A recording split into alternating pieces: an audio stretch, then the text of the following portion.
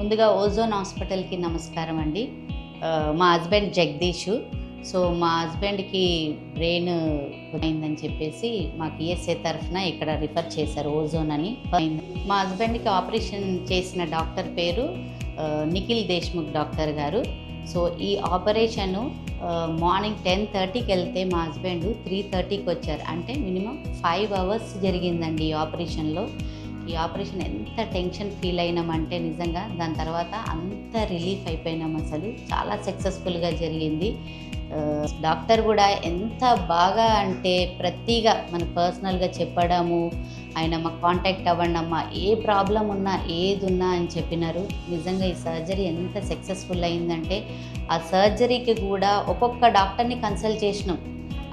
First of all God తర్వాత next God అంటే నిఖిల్ డాక్టరే.